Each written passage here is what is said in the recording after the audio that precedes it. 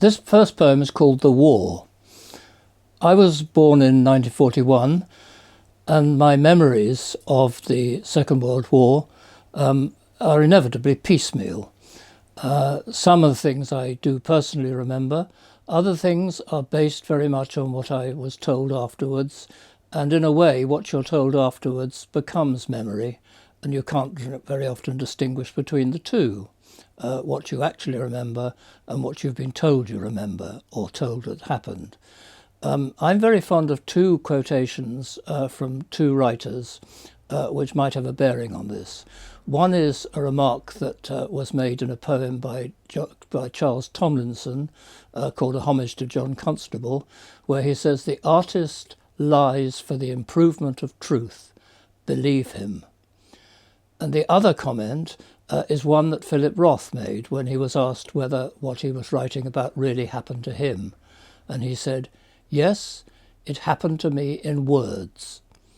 So this poem, The War, which is based on memory, may have a certain amount of invention in it as well, but which is, I hope, appropriate to the subject. The War. It stopped when I was 4, and everyone was very happy. We had lemonade and little flags and jelly, and the wireless gave up on the enemy and sounded better. Then the Americans went home to Jitterbug, whatever that was, which sounded just the job. And Mr. Churchill kept on saying what we owed them in his special growling voice, which Grandad said was bulldog. How to peel bananas wasn't difficult. You started at the end, then stripped them back. The skin fell past your wrist and dangled. This was easier than oranges, although I still liked oranges the best, and apples, which were English. Coxes, Worcesters, Ribston Pippins, with their shiny names. So everything was apple pie and what the doctor ordered. Everything except my aunt's room, where I heard her crying, so I just walked in. She stopped. The bottom drawer was halfway open. "Look," she said, and handed me a little silver strip she'd picked up from her nightdress. "Do you know what this is?" Then she peeled it, and the silver fell away. "You never met him. This is what you do." She put it in her mouth, pale pink, a second tongue, and chewed, then pulled, and out it came, all string, like conjuring, and looped down almost to the floor until she sort of skipping roped it back. "You try," she said. "I've got another piece where that came from," and found it in the drawer. We used to bet on who could make it longest, which is what we did, nephew and aunt, there in her room. The war was over. Everyone was happy, almost, and the jitterbug still sounded just the job, and I knew somebody who'd teach me how to dance it.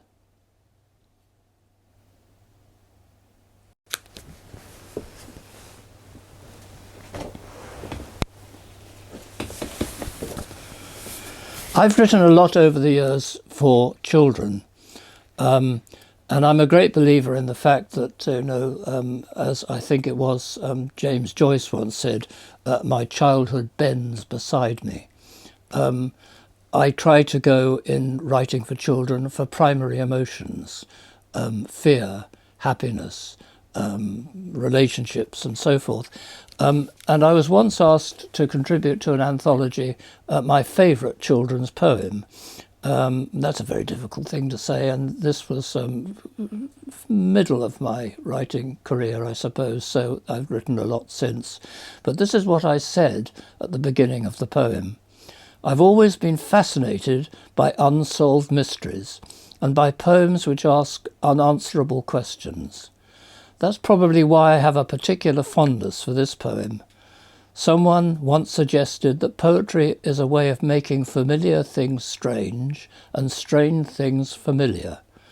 And A Ghost Story is a poem in which I think I may have managed to do this. And the other idea that I had behind this was the story of the Marie Celeste, the ship that was found floating in the middle of the ocean, nobody on it, and all sorts of things laid out, a table ready for meals and so on and so forth, as though life had been there very shortly before it was for some reason abandoned, and it remained a mystery.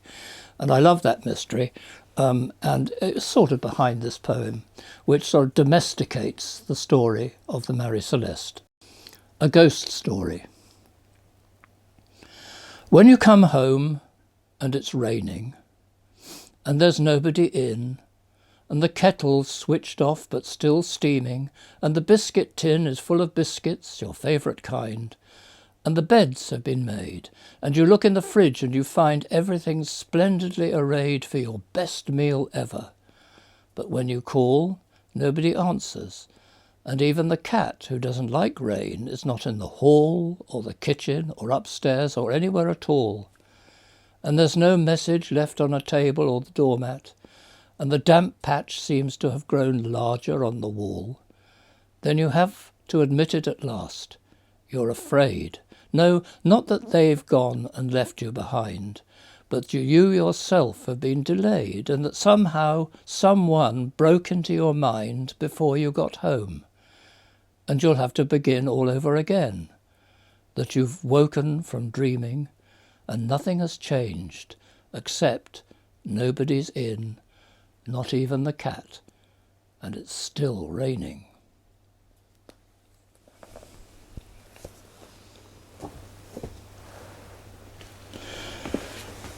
Another poem which is a mixture of memory and dream, and in my imagination it takes place in our family home when I was both a child and an adult. A Different Dream. Here is the place for them, the fathers who were children, in this clearing ringed with cypresses, a garden where their love of it can cut the grass forever, and the house we all remember casts no shadow on the lawn. It's here in a dream I meet with mine again, his sleeves rolled up for the honest work just asking to be done. He says, "I'll need some help." His tie is tucked inside his waistband, braces tight and at the ready. Go. I walk beside him with a little barrow, as my mother watches for us a while and then goes in. This is the place for us until the light starts fading. Cold, my father says. It's turning cold. We look up, and a cloud is hanging there above the cypresses. We're in a different dream, a darker. Now we stand beside each other, loving, lost, and very tired. He says, "We've done it," leaning on the mower at our completed lawn's far edge. He calls my mother. "Mother?" But she doesn't hear him. No, not even as he snaps his braces in the dark and the slack and stoop of weariness. By now she's reading the illuminated text of sunset from a western window in her empty house. God blesses those who bless themselves, and then it's over. This is her love's last frame. I'm caught inside it, calling, "Father!" as I run to him again across the lawn, beyond my life, my wife, our children. Yes, for a moment, as the two of us look once towards the house, then disappear between the cypresses.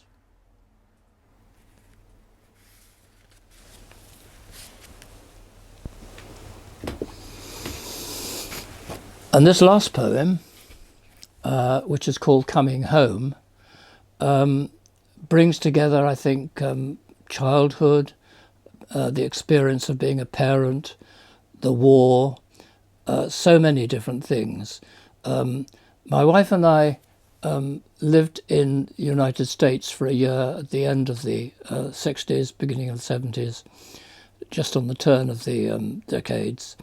And there was this was at a time when the Vietnam War was very much in everyone's mind on a daily basis. And when we got back from America, I remember watching a film called The Haunted Heroes. And in this film, there were 4 veterans, you could call them, but veterans were in their early 20s, who had, for various reasons, sort of had the experience of the war and were post-traumatic syndrome in a way, though it wasn't called that at the time. And one of them, in this film called The Haunted Heroes, told the story about how he came back from the war and to his parents, and I should just point out that when he was talking, he was in a forest where he had actually been for a couple of years, just living on his own and making do. And I think there was a corner shop somewhere where he was able to get provisions and so forth. Anyway, he came back, and quite understandably, his parents, his mother particularly, put him in his room that he'd had as a child.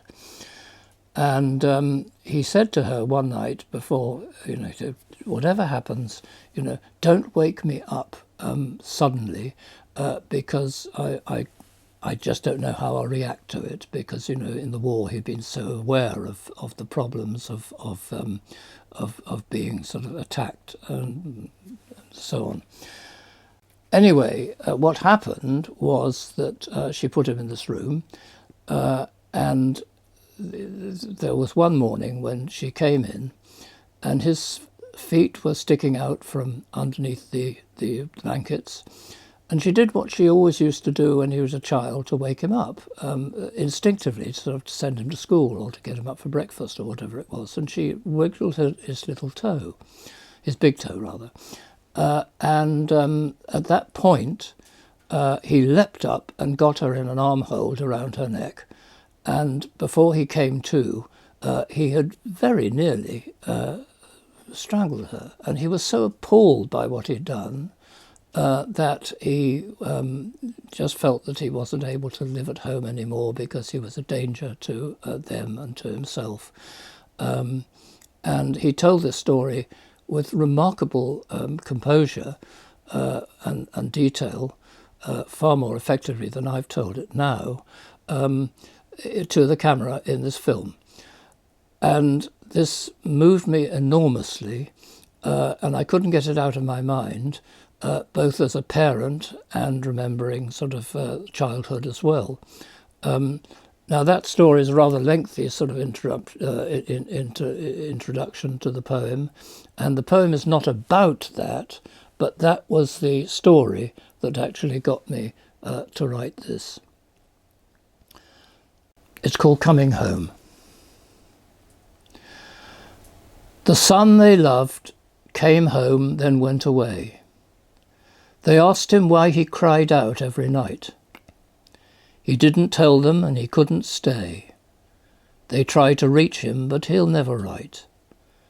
They lie together now, they sleep apart, and still in dreams each breaks the other's heart. And still in dreams he's haunted by a child that stood a moment, looked into his eyes, not guessing just how far he was defiled, as if his combat jacket were disguise. Don't let the little bastards get to you. You know exactly what you have to do. All wars are guilty of their own remorse, and have it out with us before they end. Some may be just, no doubt. Of course, in time your enemy becomes your friend. But there are debts the future can't reclaim. To kill a child and not to know its name.